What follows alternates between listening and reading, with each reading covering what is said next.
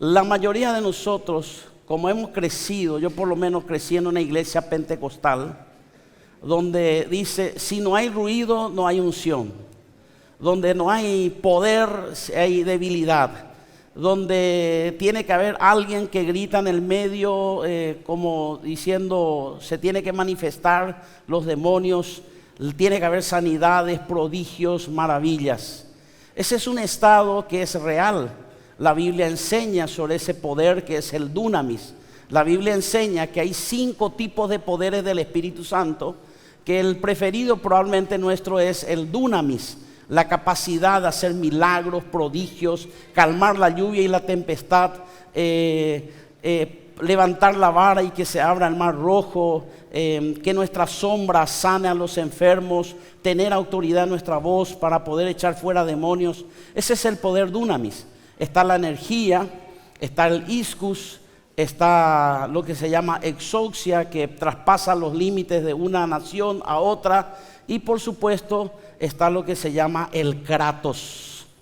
Kratos traducido normalmente es fuerza, pero es una fuerza interna que se exterioriza de tal manera que produce una fuerza de resistencia y fortaleza contra cualquier adversidad en una forma mental, sentimental, emocional y espiritual. Porque muchas veces nuestra realidad de la vida es que venimos y escuchamos que Dios calma la lluvia y la tempestad. Pero normalmente en las muchas tormentas que pasamos, Dios no calma la lluvia, sino calma al tripulante, al capitán, y hace que el barco resista a la tormenta. Entonces ese es un poder que es necesario. Vemos a un Jesús glorioso, lleno del Espíritu Santo, y nos encanta. Y como hace poco había dicho algo que a mí se me reveló en mi corazón de una forma diferente. ¿En qué sentido? Y empecé a investigar por qué mi corazón tenía esa sensación de dolor, de tristeza, de agonía cuando pasaba los capítulos de Mateo, Marcos, Lucas, Juan, donde vemos que Jesús hace milagros, sanidades, prodigios, camina sobre el agua, calma la lluvia y la tempestad, echa fuera demonios, sana a los leprosos, levanta a los paralíticos. Pero de repente, cuando empezamos a entrar en los últimos capítulos, vemos a un Jesús parece totalmente debilitado. ¿Por qué debilitado? Porque ahora este Jesús debe pasar por la cruz. Y esos son los capítulos que personalmente, cuando yo llegaba a esos capítulos, sentía una sensación de tristeza. Ese hombre tan poderoso, ungido por el Espíritu Santo, ahora está pasando por una adversidad llamada la cruz. Y lo peor de todo es que esa cruz es inevitable. Tanto así que él dijo, Señor, pasa de mí esta copa. Me gustó estar en la unción del Espíritu Santo, de poder confrontar la fuerza de las tinieblas, aplastarlos, destruirlos y gobernarlos. Pero ahora tengo que sufrir las adversidades y tengo que sufrir la cruz. Y en ese momento en el Getsemaní se le dio una unción diferente. ¿Cuál era la unción? La unción kratos. La unción que es para resistir la cruz. Tanto así que en Hebreos capítulo 12 llama mucho la atención esta palabra. Y dice, con el gozo puesto fue a la cruz. Y así también nosotros, dice. Y cuando usted piensa en la cruz, nadie tiene gozo por llevar una cruz. Nadie tiene gozo por decir, que vengan las tormentas y que se vea el poder que yo tengo. Porque ahí está el poder y la unción de la resiliencia. La capacidad de echar fuera demonios, enfermedades, pero hay veces que nosotros pasamos por ese proceso donde el cristiano lleno del Espíritu Santo tiene que ir a los hospitales, tiene que ir a lugares donde tiene que ser tratado, ser ministrado, ser ayudado, ser fortalecido, porque hay momentos difíciles que pasamos. Entonces vemos a un Jesús, pero es algo llamativo ese texto de Hebreos capítulo 12. Dice que ante la mirada de todos los testigos, Jesús con un sumo gozo fue a la cruz. Y entonces entendí algo muy importante. Jesús no tenía solamente una unción poderosa del Espíritu Santo para confrontar, sino también para resistir. Y cuando usted y yo tenemos que tomar la cruz, necesitamos esta unción especial porque ninguno de nosotros puede dejar de llevar la cruz de Cristo. Es necesario llevar la cruz de Cristo. Es necesario pasar por padecimiento. Es necesario pasar por situaciones diversas y adversas. Pero como bien lo predicó el domingo pasado el pastor Fabián Danilú, decía, muchas son las aflicciones del justo.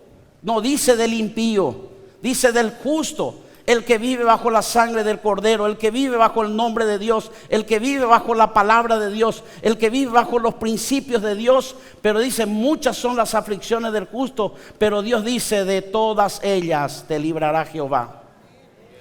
Entonces es muy importante comprender ese punto de resiliencia. Ahora bien, cuando vemos a Jesús que iba con sumo gozo, ¿por qué iba con sumo gozo? Porque mirando de una perspectiva humana, vemos que son momentos de sufrimiento extremo. Porque Jesús no es que sufría todo el tiempo. Él pasaba haciendo bienes, sanando enfermos, etc. Tanto así que uno de los últimos milagros que registra es de Bartimeo, cuando le da vista al ciego. Pero ahí después él dice, empieza a llorar, dice, oh Jerusalén, cuántas veces quise juntar a los polluelos debajo de mis alas, pero no quisiste. Y empezó su primer llanto. Empezó el valle de sombra de muerte. Porque Jesús en el monte Getsemaní, para llegar era necesario pasar por un valle. A nosotros y a cualquier hombre natural nos gusta estar en la cúspide, siempre en los montes, siempre en el éxito, siempre en el fragor de la prosperidad y la bendición. Pero hay momentos de valle. Y en ese momento de valle, cuando estaba Jesús pasando, es cuando recibe ese poder. Y él miraba desde esta perspectiva. Cuando vi esto, me di cuenta por qué tenía gozo. Porque él sabía que pasaría 3 días tormentosos, 3 días de azotes, 3 días sin dormir, 3 días de ser golpeado, lacerado, a tal punto que dice que el látigo quitaba parte de sus huesos, o sea, parte de su carne, y sus huesos se podían ver, sus costillas. A él le tomaron de la barba y le arrancaron, dice la escritura. ¿Sabe cuánta fuerza usted tiene que hacer para arrancar una barba? ¿Cuánta violencia tiene que haber? ¿Cuán endemoniados estaban esos soldados para poder arrancar del rostro la barba? Por eso dice Isaías 53, fue desfigurado. Pero él tenía un poder que se llama de resiliencia. Tenía un poder de fortaleza y una unción especial para poder traspasar y pasar esa situación. Y con el gozo puesto en el poder de la resiliencia, dice así: mira, sé que voy a pasar mal, sé que hay un azote, sé que hay dolor, sé que hay una cruz, sé que voy a estar colgado, sé que me voy a desangrar, pero estoy solamente a 3 días de sentarme en el trono con mi Padre Celestial y recibir la corona de vida y obtener la salvación de vida eterna para cada uno de mis hijos. ¡Qué tremendo! Entonces, cuando empiezo a mirar algo muy interesante, empiezo a entender que el poder kratos de resiliencia más se va hacia el lado del fruto que hacia los dones. Por ejemplo, los dones espirituales, 1 Corintios 12, Romanos 12, Efesios capítulo 5, 1 Pedro 4, 10 en adelante. Y hay otras partes donde figuran otros dones del Espíritu que más o menos suman unos 21. Entonces, tenemos un poder desde el punto de vista de los dones: milagros, sanidades, prodigios, maravillas, don de discernimiento, echar fuera demonios, tener capacidad de cantar, adorar, bendecir, buena voz, tocar los instrumentos, el arte, todo lo que sea. Pero el kratos, la resiliencia, se maneja hacia el lado del carácter. ¿Por qué? Porque dice amor, gozo, paz, paciencia, benignidad, bondad, fe, mansedumbre y templanza. Pero si yo me doy cuenta, esos son frutos que hacen que seas resiliente. El odio, el resentimiento, el deseo de venganza pelea contra el espíritu de amor que está en ti, pero le vence y dice: le perdono, le bendigo y le amo. Porque eso es una persona resiliente. cuando viene el martilleo, cuando tú te sientes como por ejemplo la templanza. La templanza es comparado al yunque, que fue forjado con el fuego cientos de veces, a tal manera que cuando se va martillando va quitando el oxígeno o las pequeñas partículas de vacío que tiene, de tal manera que puede soportar cientos de martilleos y los martillos se van a romper, pero el yunque permanece. Esa es la templanza. Pero la templanza no es el yunque que golpea el martillo, sino es el que resiste el martilleo de las personas que quieren quitarte de tu capacidad, que son el fragor de las pruebas. Entonces vemos el gozo ante la adversidad de la tristeza.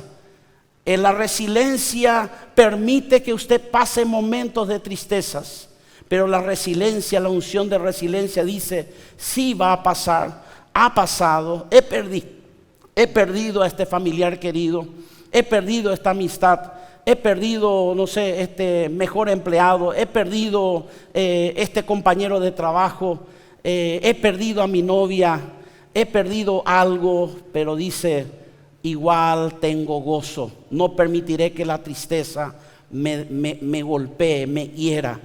Porque el dolor, lastimosamente, no es una opción. Todos nosotros sufriremos dolores. Todos nosotros sufrimos dolores. No hay alternativa. Pero usted y yo podemos decidir si seguimos sufriendo o no sufriendo. ¿Cómo usted toma el dolor? Como alguien dijo, usted nace en el dolor y muere en el dolor. Porque apenas naciste y alguien ya te pegó para que puedas llorar. O sea que vos recibiste el mundo, el primer hálito de vida, recibió tu llanto, recibió tu dolor, recibió el golpe, recibiste un golpe donde estabas bajo protección, en el vientre de tu madre, y de repente ¡pah!, te golpean y lo primero que haces es llorar en este mundo. Y cuando te despides llorando. Pero eso hace el poder de la resiliencia. Por así decir, ¿qué es lo que Dios quiere hablar entonces a nuestras vidas? En 2 Timoteo 1:7 dice, porque no nos ha dado Dios espíritu de cobardía, eso significa que nos dio espíritu de valentía, sino de poder, amor y dominio propio. Fíjense que esto va relacionado con el kratos. ¿Por qué? Porque es un poder que habla del dunamis, pero también habla de la resistencia. Tenemos a un David que a nosotros nos encantaría cuando vienen los gigantes y nosotros tomamos la onda, lo lanzamos y decimos se cae en tierra. Pero había otros 4 gigantes más que vienen en otros momentos de cansancio, en otros momentos de fatiga, donde fue atacado David por un gigante aún mayor que Goliat. Pero hay esos Abisaí que aparecen en el camino y te permiten sobrevivir y vivir, porque hay gente que también pelea tu batalla, porque hay guardadores. La resiliencia no actúa solo, la resiliencia es un trabajo en equipo. Por eso cuando tú estás pasando por una situación difícil, tienes que saber esto, que la iglesia es un complemento, que nosotros somos un cuerpo y un equipo. Quiere decir que uno persigue a 1000, perfecto, eres el hombre más valiente, el hombre más que tiene coraje, que tiene fuerza, que tiene vigor, que tiene dunamis. Pero hay momentos que tienes que juntarte con personas sabias que te puedan dar el aliento, porque dice 2 persigue a 10,000. Hay veces que nuestros problemas son 1001, ya necesitas un compañero. Pasamos por situaciones donde solo podemos destruir a 1000 enemigos, a 1000 contratiempos, pero hay veces que el enemigo no nos ataca con 1000, nos ataca con 10,000. Y cuando tienes un compañero, ahí actúa el poder de la resiliencia y el poder de la sinergia, que hace que te fortalezcas con tu hermano, porque es mejor 2 que 1, dice la palabra. Y cordón de 3 dobleces no se rompe fácilmente. Normalmente entendemos y sabemos en plena conciencia, pero hay veces nos cuesta aceptar, como dice Proverbios 17:3 en la versión del PDT. El oro y la plata se purifican con fuego, pero el Señor purifica el corazón de los seres humanos. El oro quisiera ser oro. Desde el momento que es oro, Él es oro, pero tiene muchas asperezas, tiene cosas que no son buenas y debe ser purificada. En este caso, lo único que purifica el oro es el fuego, que es colocado en un crisol. Eso significa una vasija de grafito que puede soportar la capacidad del fuego y del calor más que el oro. El oro se derrite, pero no importa las veces que usted pase por el fuego, este fuego jamás le va a destruir. El fuego nunca destruye al oro, solo lo purifica hasta hacerlo excelso, sublime. Así es el Señor con nosotros. Hay un texto de Malaquías que dice: he aquí yo los afinaré como a plata, porque delante de mí estás tú, dice. Y entonces, ¿qué dice ese texto? Cuando nosotros averiguamos cómo se purifica el oro, especialmente en el tiempo antiguo, es que ellos colocaban como un horno parecido a lo que usamos nosotros para la chipa, la sopa.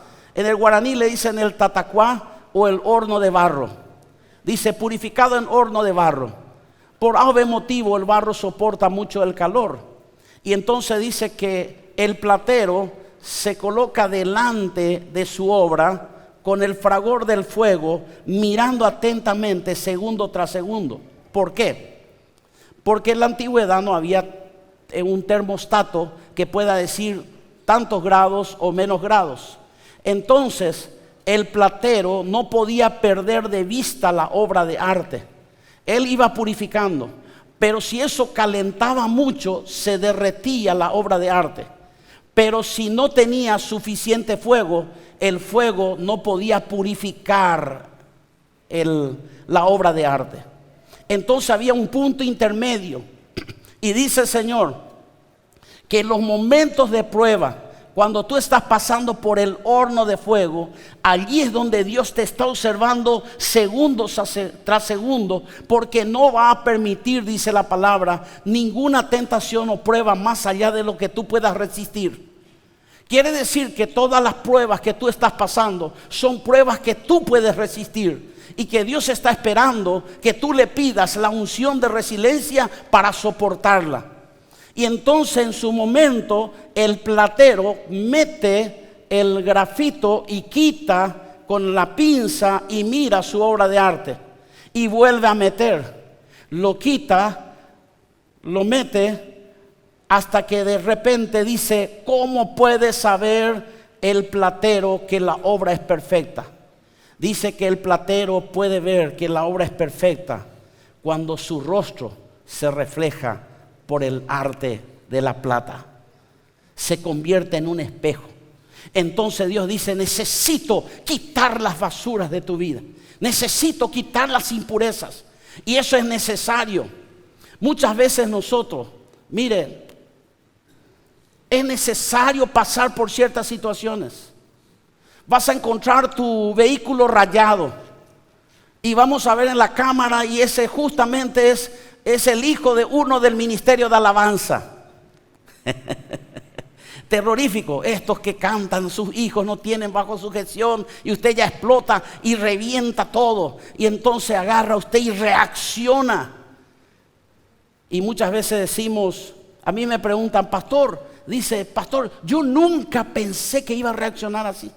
Jamás pensé que iba a decir esa palabra.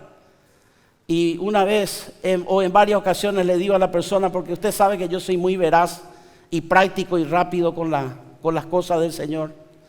Entonces le digo: no, ese es tu verdadero yo. Solo necesitaba que alguien raye tu auto para que salga el monstruo que tienes dentro, para que salga esa ira y te des cuenta que siempre estuvo allí. Pero Dios no lo quita para avergonzarte.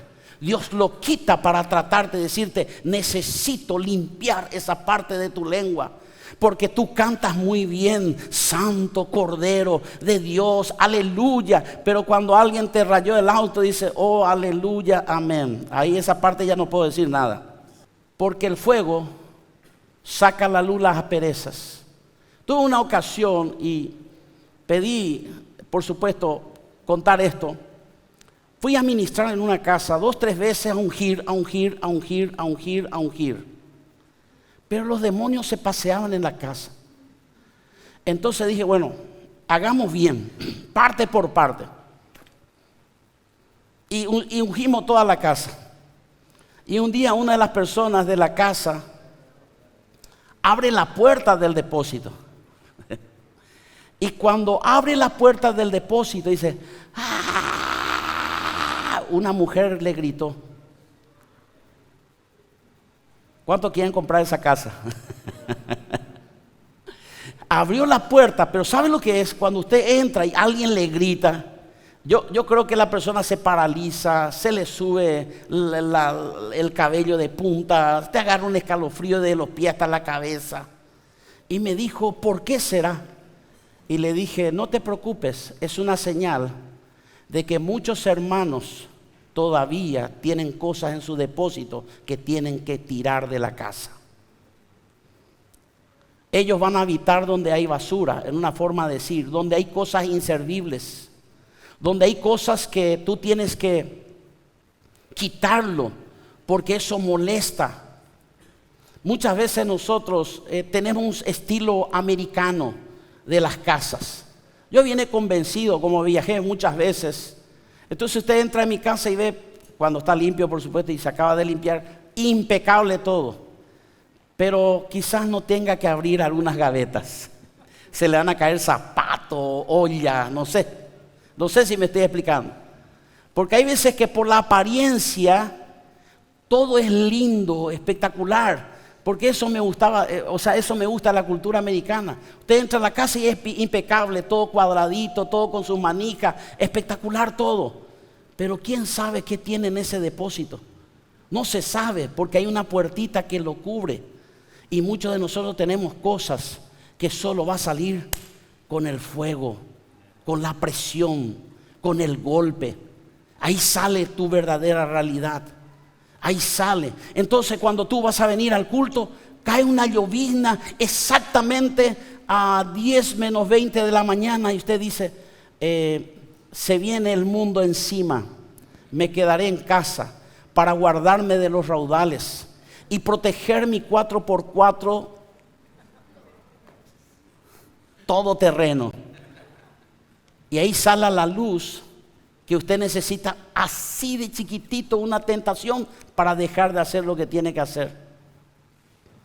Sale a la luz. Vemos que David es conocido por matar a Goliat y nunca perder una batalla.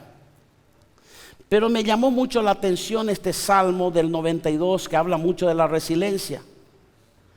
Porque cuando vienen las pruebas, ¿qué es lo que le pedimos al Señor siempre? Lo primero que le pedimos es, Señor, ayúdame, tengo que salir de esta prueba. Ayúdame, Señor, por favor. Pero lo malo de la película es que cuando usted entra en una prueba, entra en otra.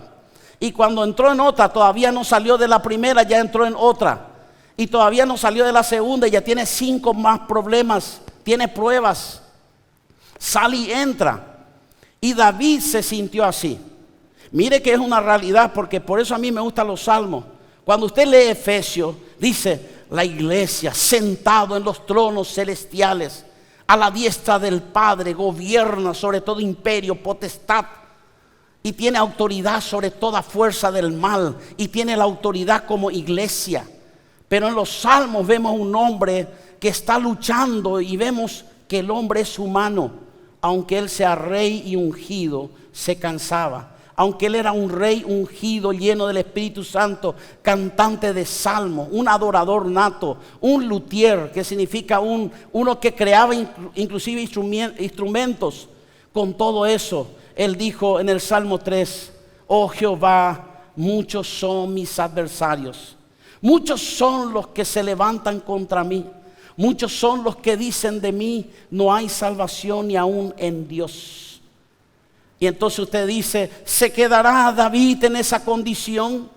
Se quedará David como triste, acongojado. Y cuando tú le preguntas al hermano todas las veces que entra a la iglesia, ¿cómo te va, hermano? Y remándola, y remándola. Y ya tanto así que ya hace el gesto y paso remando. Y otra vez ya me está llevando la corriente. Y una vez una persona en Argentina, espero que no vea el video, me cansó.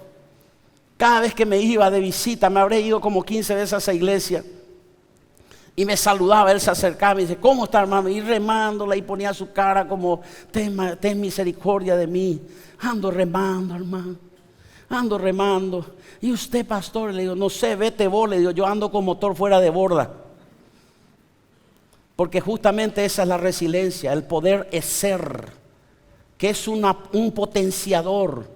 Cuando usted tiene una lancha, qué espectacular sería si usted tiene un motor, un motorazo. Usted no se preocupa ni de remar, porque tiene un motor llamado el poder del Espíritu Santo, Kratos, que te da el poder de resiliencia. Y no importa las corrientes que vengan, no te van a llevar, porque tu lancha tiene el poder y la potestad de gobernar las aguas, y las aguas no te gobiernan a ti. Ese es el poder. Y entonces David estaba así en su bajón y dice, Señor, muchos son mis adversarios, Salmo 92, se me han multiplicado como los cabellos de mi cabeza, y un montón de cosas. Y de repente él entra en el espíritu en el 92:10 y dice, pero tú aumentarás mis fuerzas como la del búfalo, seré ungido con aceite fresco. Y atienda bien esta palabra. La unción que estaba hablando no era para matar a los gigantes. La unción que estaba recibiendo es para resistir, porque Dios le dijo, pero tú aumentarás mis fuerzas como la del búfalo. Y el búfalo tiene poder de por sí solo, pero tiene un poder de resiliencia. Tiene un poder que cuando entra en un lodo, activa su 4x4 y empieza a salir. No le detiene nada, porque a ellos les gusta estar en los lugares donde hay lodo, donde hay comida, donde hay agua, y allí ellos no le importa cuán profundo sea el lodo, jamás quedan atrapados, porque tienen una doble tracción. Entonces les permite salir del lodo, porque tienen la capacidad de resiliencia. Entonces Dios le dice, yo no te voy a quitar tus enemigos. Escúcheme bien, Dios te está diciendo, quítame las pruebas. No te voy a quitar las pruebas, no te voy a quitar a tus enemigos, pero aumentaré tus fuerzas para que tus enemigos conozcan que tienes el poder de Dios en ti. Y ahí hace una comparación, el búfalo, la palmera. Escuche bien, la palmera es una de las plantas o árboles más resilientes. ¿Por qué? Porque haciendo un descubrimiento, dice que la palmera, porque estas personas que estudian la botánica y empiezan a revisar los árboles y comienzan a mirar esas cosas, descubren que la palmera no solo soporta la tormenta, sino ama la tormenta. ¿Usted podrá llegar en ese nivel de amar la tormenta? Como me sucedió con una hermana una vez, entró en un proceso de divorcio y me puso un mensaje, me dice, por tu culpa, pastor, me estoy divorciando. Y le dije, yo no le elegí yo a tu esposo, vos le elegiste, no fui yo. Pero normalmente siempre Dios tiene la culpa. Después de Dios viene el pastor, después viene lo de la alabanza, etcétera. Siempre es así. Y entonces vemos que la palmera dice que ama la tormenta, porque la tormenta es el momento para su fructificación, crecimiento, ensanchamiento, prosperidad y trascendencia. ¿Qué me está diciendo, pastor? Sí, porque él cuando se encorva tiene los frutos y él dice, yo no puedo caminar, pero necesito extenderme. Y cuando la persona piensa que ahora justamente que tengo frutos, viene la tormenta y me los quita todos. No te está quitando la tormenta. La palmera espera porque sabe que tiene una raíz que es anchísimo. para su estatura, para el espesor que tiene la palmera, es pequeño, pero su raíz es tan profunda y tan grande que él se ríe de la tormenta. Uno, se ríe, y dos, dice: ven aquí, tormenta, porque necesito llevar mis frutos a otros lados y necesito de tu viento, y cuando más fuerte vengas, yo necesito quitar ramas nuevas, necesito frutos nuevos y necesito multiplicarme. Tanto así que si se llega a caer en el mar uno de los frutos, puede aparecer esa semilla, a 3.500 kilómetros se vuelve a plantar otra palmera, fruto y semilla de la resiliencia. Entonces Dios dice: yo no vengo a quitar tu fruto, estoy preparándote para llevar a un destino mejor. El cedro del Líbano, majestuoso. Ahora, no voy a hablar mucho, solamente decirle que el cedro tiene una característica peculiar: es longevo. Por eso la palabra dice: aún en vuestra vejez estarán vigorosos y verdes. Así que, mi estimado hermano, tenés el futuro de ser un viejo verde.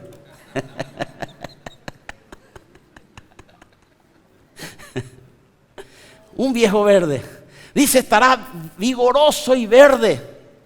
¿Por qué? Porque el cedro puede vivir más de 2000 años.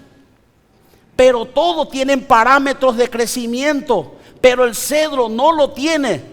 Aunque tenga 2000 años, sigue quitando ramas nuevas. Aunque tenga 1000 años, se sigue extendiendo, se sigue expandiendo. Y dice: no importa los años, no importa la vejez, no importa el reumatismo, la artrosis, las enfermedades, yo puedo todavía sostenerme y ser como cedro del Líbano.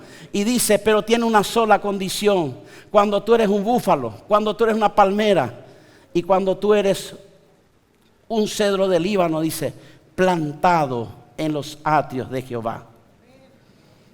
Dios dice: no dejes, porque la fortaleza está en la raíz, y la raíz es congregarse, estar en un lugar plantado junto a corriente de agua, que da su fruto a su tiempo, su hoja no cae, y todo lo que haga prosperará. Voy cerrando. ¿Y qué hace que una persona sea resiliente? ¿Cómo reconocer a una persona resiliente? Esto es muy importante. El resiliente controla sus emociones y sentimientos y pensamientos. Hay personas que le viene un problema y dicen: sabía luego que me iba a venir y ya esto es para destruirme, ya no. Me duele, acá tuve un tirón, aquí del lado izquierdo, el lado derecho, del lado del corazón. Ya ni su mente no funciona porque ese lado no está el corazón. ¿Entiende? Entonces ya dice, pero el doctor le dice: mira, hazte un chequeo, un electrocardiograma. Y usted ya dice: ¿eso es del corazón? Y ya dice: ¿será que tengo soplo en el corazón? ¿Será que ya tengo que partir? Y empieza usted, y lo peor de todo, asiste al médico de Google y comienza a ver todos los síntomas de las personas que están a punto de morir de un paro cardíaco. El resiliente dice: me voy al doctor y veré cómo actuaré después de que me den el diagnóstico. No se hace a diagnósticos anteriores. Entonces es muy importante saber que un resiliente no son controlados por las emociones, sentimientos, sino que él controla las emociones, sentimientos y pensamientos. Es una persona que dice: está así, no hay problema. Muchas veces, hermanos, tenemos que tomar decisiones drásticas. Una mujer, testimonio vivo, su esposo, muchos años, borracho, los fines de semana, le hacía la vida imposible, hasta que un día le dijo: bueno, hasta aquí te vas, mujer, a la iglesia, porque en esta casa mando yo traigo el dinero, tú no sirves para nada. Y entonces la mujer, respetando, se quedó en la casa un domingo, 2 domingos, 3 domingos, 4 domingos, 5 domingos, hasta que el Señor le dijo: levántate y ven a la iglesia. Y esta mujer, que estaba soportando por años, 22 años de soportar, y entonces ella se viste todo. Ya varias veces la amenazó de muerte este hombre, Y entonces le dice, ¿a dónde vas, mujer? Y voy a la iglesia. Bueno, ahora mismo te quitas la ropa y te quedas aquí en la casa. Como siempre tú me tienes que obedecer y punto. Y ella siguió vistiéndose y de repente sale y el hombre busca un arma y le pone la pistola en la boca. Y le dice, ¿a dónde vas, mujer? Y le dice, a la iglesia, si no disparas. Y si disparas, voy al cielo. Tengo dos opciones. Si dispara, voy al cielo. Y si no disparas, voy a la iglesia. Se asustó el hombre. Se vistió detrás de él este hombre borracho, empedernido, pecador, impío. Y va a la iglesia y quiere saber por qué tanto interés en la iglesia. Se sienta en el último asiento como un anónimo. De repente, al terminar la prédica, un hombre del fondo sale caminando, va hasta el altar y dice, yo también quiero aceptar a Jesús como mi Señor y Salvador. Hay veces que usted tiene que tomar decisiones. Escuche bien. Cuando yo introduje, hablé de la tormenta. Atienda, escuche, esto es muy importante. A la tormenta usted nunca le va a controlar. Por eso decía que el poder dunamis, nosotros predicamos mucho, sí, Jesús va a salir en el bote y por fin calma la tempestad y la lluvia. Pero usted clama de día, clama de noche y la tormenta empeora. Pero Dios quiere que sepas la otra versión. Y Dios dice, no voy a calmar la tormenta. Porque dice que cuando una tormenta se levanta, número uno, el barco nunca se hace a la mar a no ser que esté preparado para la tormenta.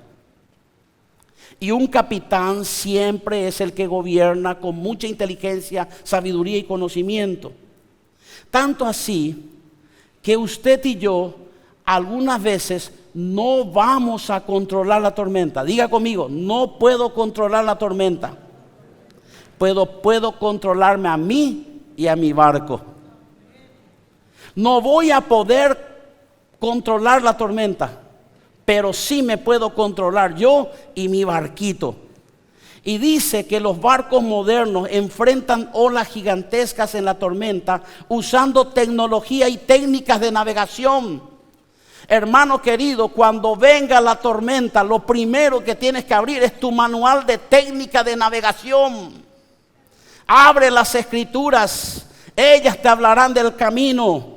La Biblia, la Santa Biblia, las Santas Escrituras, que incluyen mantener una velocidad constante.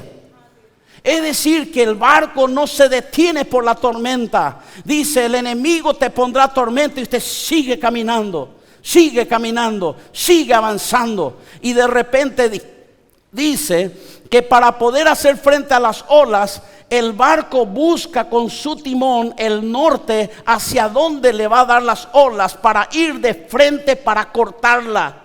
Esa es una persona resiliente, la que sale al frente de la tormenta, el que va y traspasa las olas, el que no tiene temor y el que mantiene una velocidad constante. No porque hay una tormenta usted deja de asistir a la iglesia, usted sigue leyendo la palabra, usted sigue orando, usted sigue clamando y usted es resiliente y dice, yo sé, porque el resiliente sabe por la fe que tarde o temprano la tormenta se irá, pero su barco permanecerá y llegará al lugar y el refugio perfecto que Dios tiene preparado para ti. Y hay algo importante, no lo sabía, lo descubrí ahora. Dice que los barcos tienen sistemas como de anclas a sus costados, que cuando va a inclinarse todo a un lado, dice que tira esas cosas automáticamente para mantener el curso. Eso significa que muchas veces en los momentos de tormenta usted tiene que estar enfocado y olvídese de todos los demás, olvídese de las cosas terciarias, olvídese de las cosas menos importantes y vaya a lo más importante, que es llegar a puerto seguro. Por eso dice la Escritura, despojémonos de todo peso de pecado que nos asedia y corramos con paciencia la carrera que tenemos por delante. Usted y yo sí o sí vamos a perder algo, tarde o temprano. Quizá nuestro padre, esposo, esposa, amiga, mejor amigo, trabajo, dinero, o una empresa que se te quiebra, algo puede suceder. Dice, pero no pierdas el tiempo lamentándote, porque el resiliente no se lamenta, solo se levanta. Porque dice que el enemigo viene como ladrón, que viene a hurtar, matar y destruir, pero Jesús viene a traer vida y vida en abundancias. Con esto estoy cerrando. El resiliente recibe heridas, pero reconstruye su historia. El resiliente recibe heridas, va a tener dolor, pero se reconstruye. Una metáfora muy interesante que puede ayudar a comprender tiene que ver con una antigua práctica japonesa llamada kintsugi. Esta práctica consiste en reparar las piezas de cerámica que se rompen con oro líquido. Esto lo hace uniendo cada pieza que se separó al romperse con mucho cuidado y delicadeza. Y en lugar de tirar ese objeto a la basura, al final la pieza de cerámica se convierte en un objeto todavía más especial y valioso que cuando estaba nuevo e intacto. Más que ocultar la fractura, este arte japonés hace cubrir las heridas con oro. Se te rompe, se rompió. ¿Cuál es el siguiente paso? Como en la cerámica, la porcelana es cara, entonces dice, esto es caro. Y entonces usted agarra, lo mira y ellos preparan oro líquido y con mucha paciencia, con mucho amor, van uniendo las partes y al final el precio de esa cerámica, por haber sido roto y puesto después oro líquido en él, se triplica, se multiplica su valor. Por eso es que Dios, en el nombre de Jesús te digo que vas a pasar por situaciones, pero esas cicatrices sanadas con el oro de la presencia, del poder del Espíritu Santo, te traerán mayor poder, gloria, honra, inmortalidad para la gloria de Dios. Porque Dios sana las cicatrices. Una cicatriz demanda y significa que una persona pasó por una situación sumamente adversa, difícil, delicada, pero su cicatriz muestra que ha pasado la prueba. Así que eso muestra que tú eres valiente. La Biblia dice, olvidando ciertamente lo que queda atrás, prosigo a la meta, al premio del supremo llamamiento en Cristo Jesús. Un resiliente, normalmente nosotros, yo le digo de corazón, porque esto me tocó, cuando estoy meditando, medito en varios ángulos. Digo, Señor, yo le digo, ¿como quién quiero ser en la Biblia? David, adorador. Elías, el que manda fuego del cielo y consume a los soldados que vienen a buscarle. Como Moisés, que levanta la vara y abre el mar rojo. Cuántas veces soñé decir, quiero ser como Pedro, que apenas cuando pase la gente se sane con mi sombra. Y si usted me pregunta a quién no me quiero parecer, a Jot. ¿Hay alguien que quiere ser como Jot aquí? Levante las dos manos por favor y diga, yo quiero ser como Jot. ¿Se dio cuenta?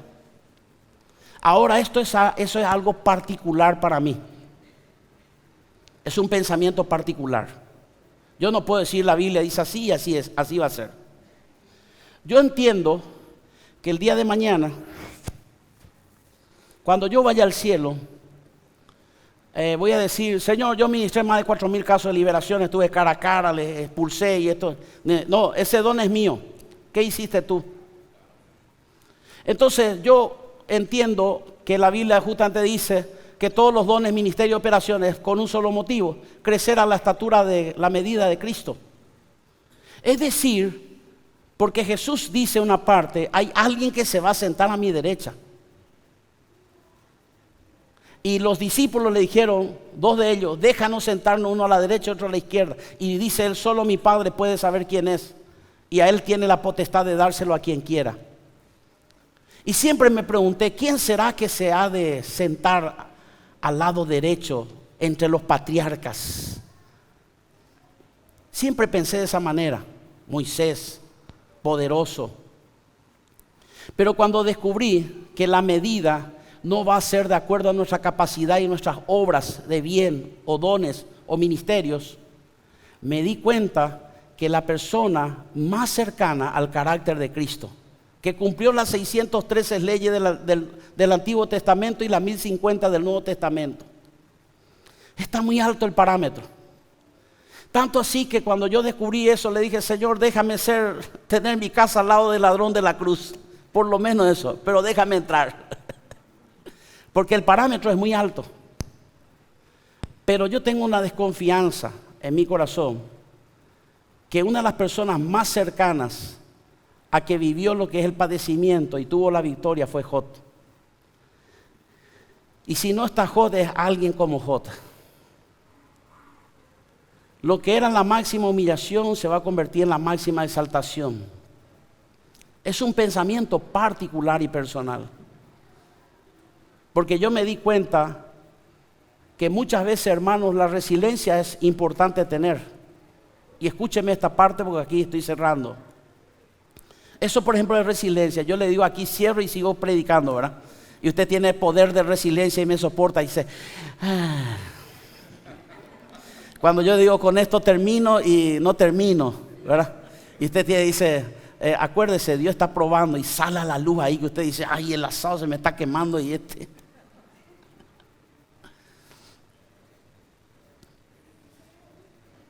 Tener esa capacidad. Porque alguien dijo, es fácil orar, ayunar, leer la palabra cuando tú estás en pruebas, porque no tenés otra. Cuando tú estás en un hospital, usted no sabe los mensajes que recibimos. Oren por mí, por favor, cada 30 minutos. Así está pasando. Por favor, necesito la fuerza. Que Dios obre un milagro y pasa orando. Y cuando usted le escucha el audio, ya habla en lengua, ya todo el tiempo orando. Pero nadie me llama, por ejemplo, ore por mí, pastor, porque estoy viajando ahora en un avión privado y estoy yendo a tal parte. No sé si me estoy explicando. Porque está viviendo tranquilo. Y alguien dijo, más fácil es pasar las pruebas de la desidia, de la pobreza, de la miseria o las enfermedades, que las pruebas de la salud, la bendición y la prosperidad. Porque Dios te va a probar en la pobreza, pero también te va a probar en la riqueza. Y ahí es donde muchos asientos vacíos hay. Porque cuando Dios les bendijo y les dio, desaparecen. Cuando Dios ya les sanó la depresión, ahora ella está disfrutando en cualquier otro lado. Por eso es más difícil soportar las bendiciones que las maldiciones. Ese es otro pensamiento personal. Porque cuando usted está en bendición, usted está descuidado. No hace falta ni orar. Ni ora, ni para dormir, ni para comer. Usted solo disfruta de todos los alimentos que tiene. Todo un buffet servido. Ahora, cuando usted tiene algo así como un arroz blanco y un huevo frito, dice, Padre, gracias te doy que por lo menos tengo esto. Y le da gracias a Dios y ahí sale el olor fragante de la alabanza y la adoración. Y Job dijo, aunque sé que estoy en el polvo, yo sé que mi Redentor vive. Y después de deshecha está mi piel, en mi carne he de ver a Dios, al cual veré por mí mismo y mis ojos lo verán y no otro, aunque mi corazón desfallece dentro de mí. Momento más duro y crítico para Habacuc, le dijo, la tierra de Israel será desolada, sus hijos serán estrellados por las rocas, van a sufrir hambre, persecución, serán llevados como esclavos y eunucos. Y Dios le mostró eso a Habacuc. Y Habacuc empezó a llorar. Pero al terminar el libro de Habacuc dice, aunque la higuera no florezca, ni en las vides haya fruto, aunque falte el producto del olivo, los labrados no den mantenimiento, no haya ovejas en la majada, ni vaca en los corrales. Con todo, yo me alegraré en Jehová, el cual es mi fortaleza, el cual hace mis pies como de ciervas y en las alturas me hace andar. Como Job puede decir: Jehová dio, Jehová quitó, bendito sea el nombre de Jehová. Pon tu mano sobre tu corazón.